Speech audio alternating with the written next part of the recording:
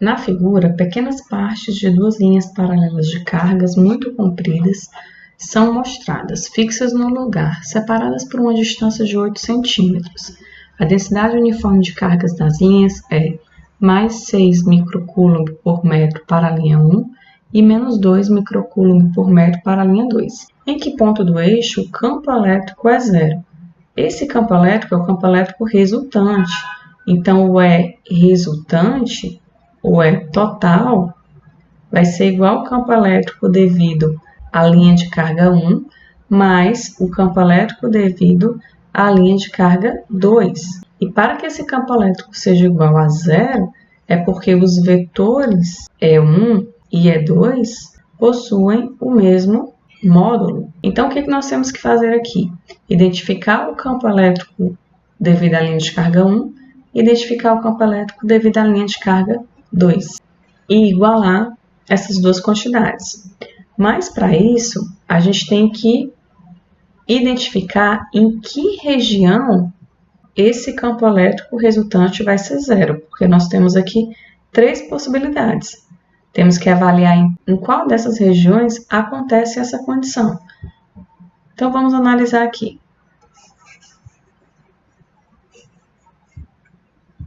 Vamos identificar aqui as linhas de carga 1 e 2. Na questão pede para identificar o ponto do eixo X em que o campo elétrico é zero. Nós temos três possibilidades.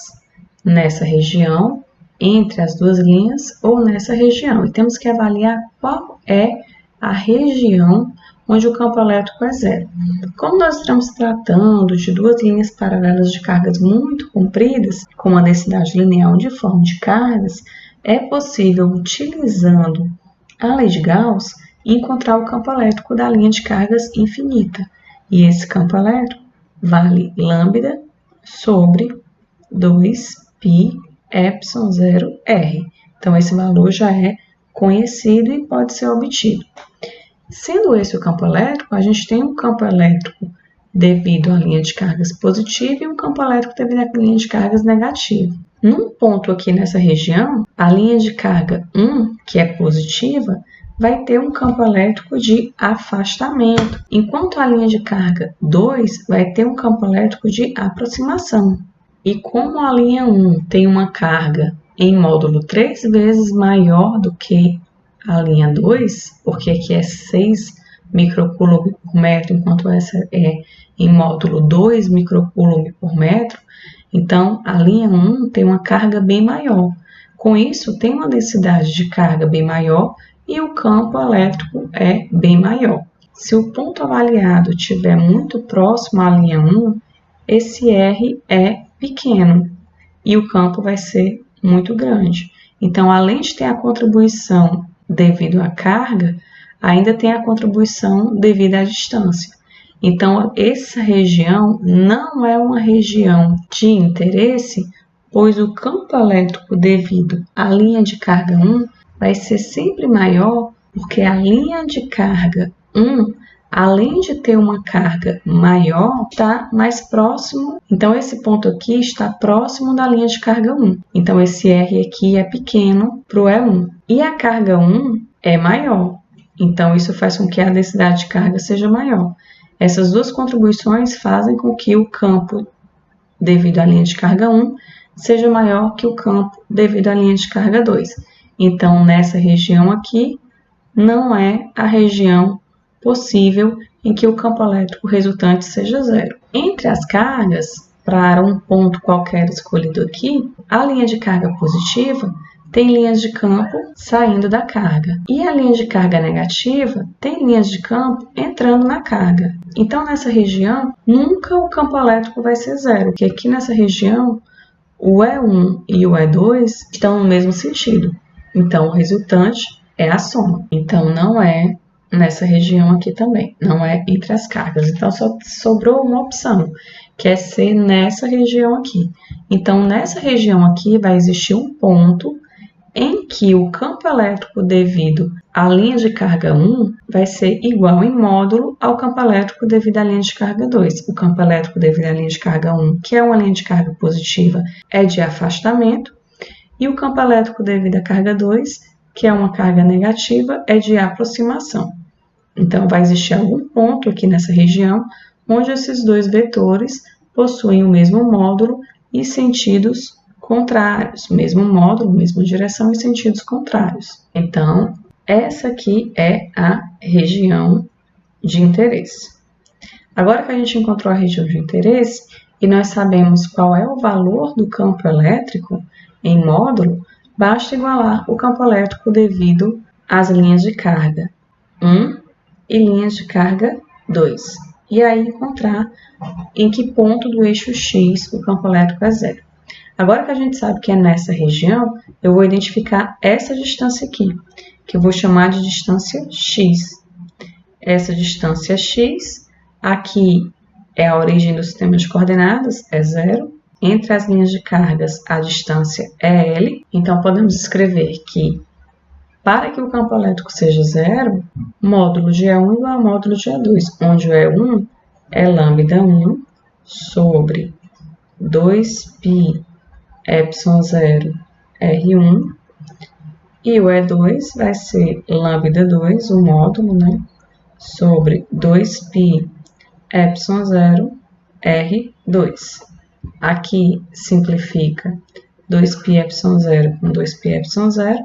Estamos tratando com os módulos, então aqui é um valor absoluto dessas densidades lineares de carga. E nosso problema agora se resume a resolver essa expressão.